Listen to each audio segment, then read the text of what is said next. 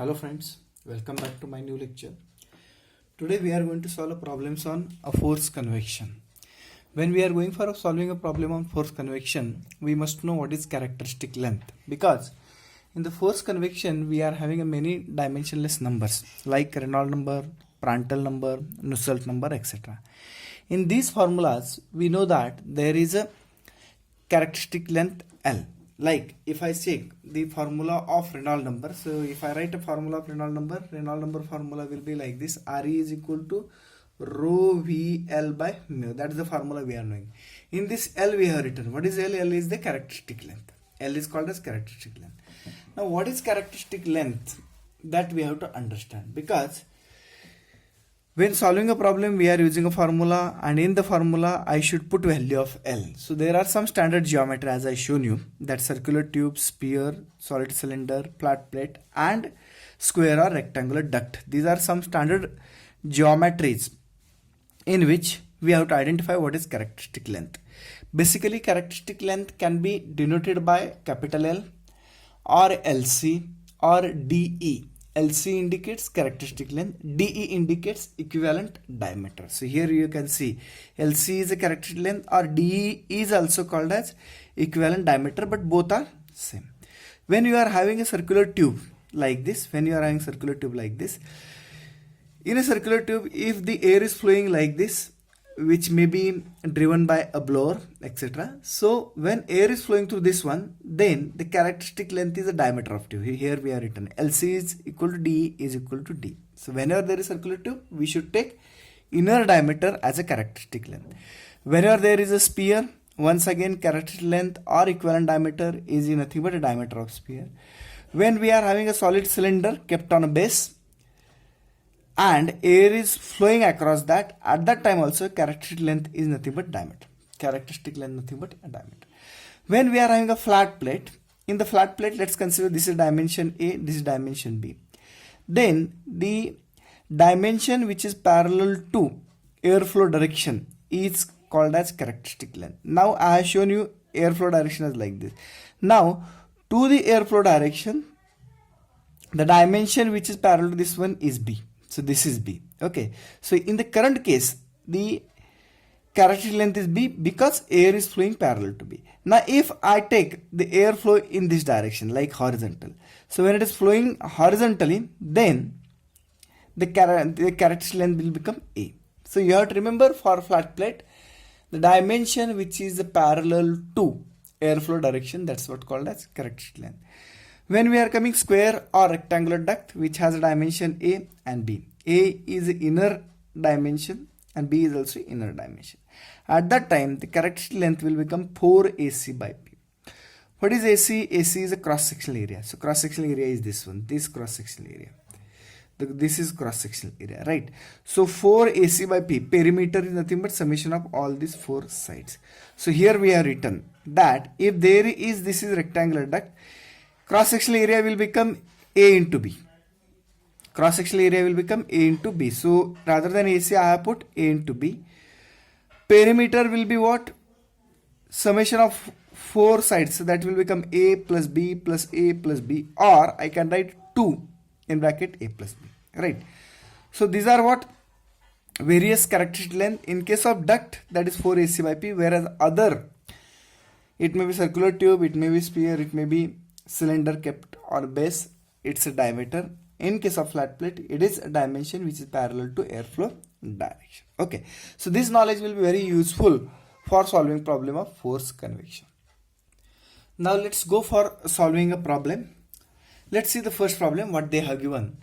A liquid mercury flow at rate of 1.6 kg per second through a copper tube of diameter 20 mm.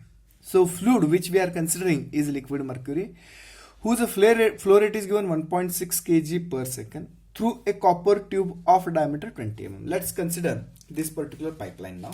So I'll run the pipeline as like this. So let's consider this is the pipeline through which mercury is flowing. Right. So liquid mercury flow at rate of 1.6 kg per second through a copper tube diameter 20 mm. Let's consider the inner diameter of this copper tube. Inner diameter of this particular copper tube is how much? Is the 20 mm. We know that The all dimension we take in meters. So I will write here 0.02 meters. So what I have done? I have converted 20 mm into meter. And through that mercury is flowing. So mercury enters at this point and it leaves at this point. Right. Now mass flow rate of this mercury is how much? Mass flow rate is 1.6 kg per second. Okay, that's the mass flow rate. Okay. A Hg enters tube at 15 degrees Celsius. So entry temperature of Hg. So let's consider Ti. Ti is equal to 15 degrees Celsius inner temperature. And after getting heated, it leaves the tube at 35 degrees Celsius. So at the outlet, what we are getting temperature, which is 35 degrees Celsius. So when mercury enters at 15 degrees Celsius, it will get heated, and after getting heated, it will be left by temperature of 35 degrees Celsius. Okay. Calculate tube length for constant heat flux at wall, which is maintained at average temperature of 50 degrees Celsius. So what we have to do? We have to determine length of pipe.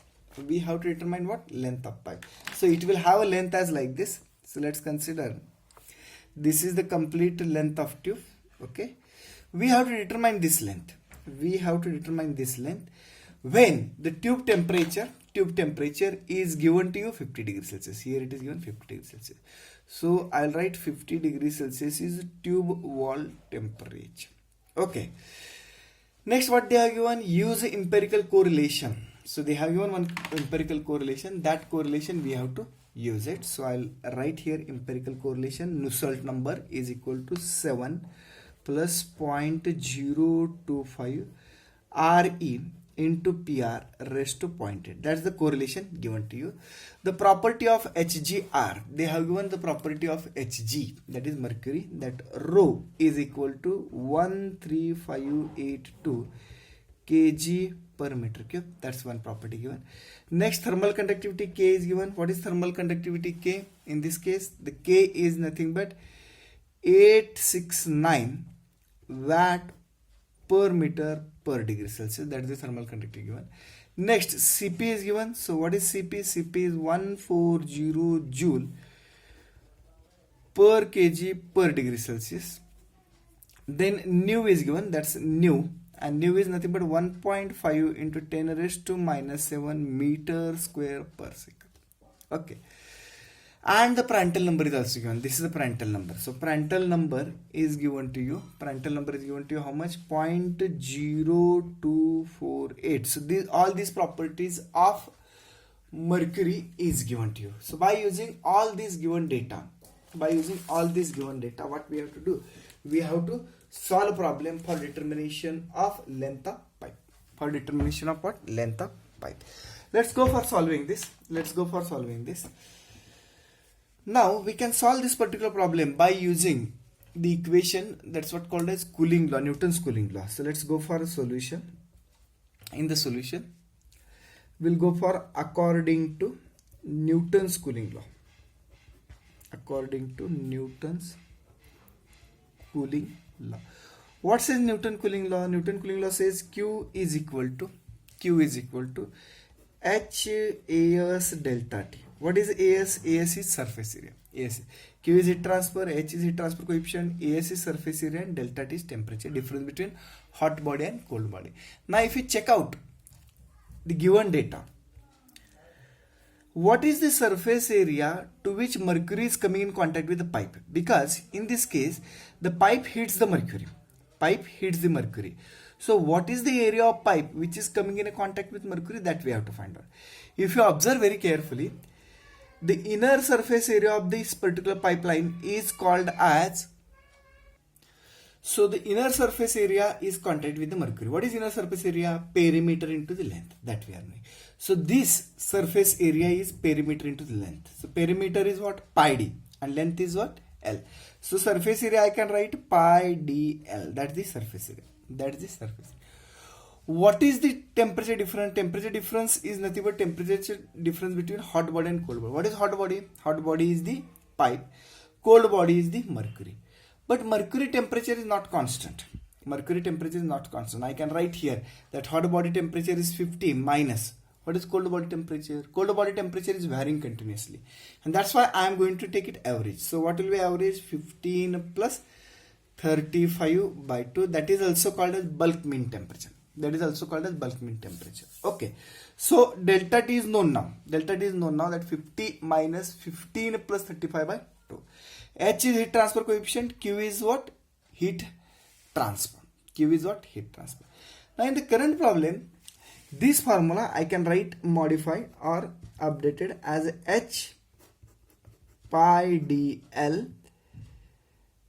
into delta T. Now in this I am knowing the value of pi is constant, D is diameter given to you, that's 20 mm, and delta T is also knowing.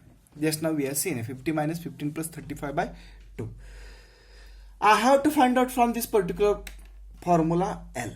From this formula, what I have to find out? I have to find out L. So if I want value of L, I should know all the terms in this particular question. All the terms means Q I should know, H I should know, pi, D, delta T. Out of that, pi, D, delta T is known.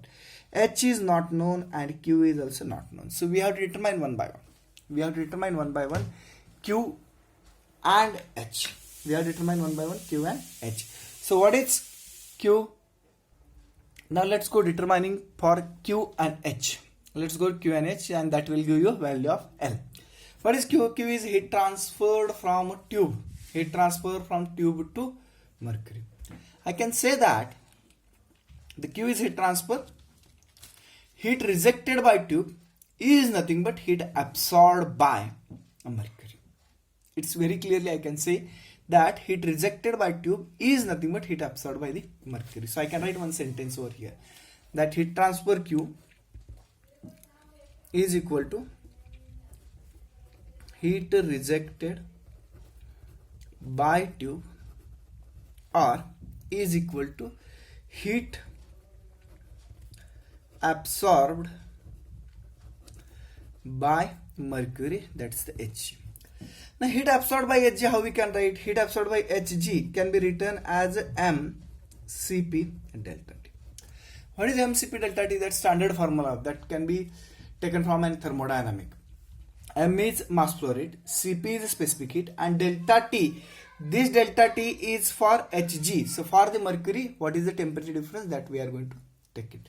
So for the Hg, temperature is changing from 15 to 35. So delta T for Hg will become 35 minus 15, and 35 minus 15 will become a 20. Okay, so don't confuse here that this delta T is only for Hg, whereas this delta T is temperature difference between hot body and cold body. That's according to Newton's cooling law. Right. So I am knowing this. What is Cp? Cp is given in the problem. Cp is equal to 140 joule per kg per degree Celsius. Mass flow rate is given. So I am knowing all the terms. Let's put the values and determine it. So mass flow rate is 1.6. Cp given to you is 140. And delta T is 35 minus 15. So with this, you can do the calculation, and after doing calculation, you can write what is the value of Q. Okay. So let me write value of Q. The Q will come to be 4480 watt. That's the value of Q. So we have got first answer, that is the Q. Now going to the second answer. What I have to determine? I have to determine this H. So how we can determine H? Let's see. How we can determine H, that we are going to see. So for H, I can use a formula that Nusselt number is equal to HL by K. What is L? L is characteristic. HLC by K. From this I can determine H if I am knowing all other term. What is all other term? That is LC, K and Nusselt number. What is LC? LC is a characteristic length. In this case, what is characteristic length? When we are having a tube and internal flow is there, the diameter is a characteristic length. So here LC is nothing but diameter, which is nothing but given in the problem as a 0.02 meter. So I am knowing LC. I am knowing it. K is given in the problem, which is 869 watt per meter per degree. K is also. But I don't know Nusselt number. So how to determine Nusselt number? That we have to check it. So for Nusselt number, what I am going to do, they have given one relation, that 7 plus 0.025 RE into PR raised to 0.8. By using this, I can determine what Nusselt number. But for that, I must know RE and PR. Out of that, PR is directly given in the problem, which is 0.0248. Now, what about RE? RE I don't know. So for Reynolds number, I can use a simple formula, rho VL by mu or VL by nu. So I can use any one formula, VL by nu, right? So I can determine the Reynolds number RE, and I can put over here. I can determine Nusselt number. I can put Nusselt number here, and I can determine the H.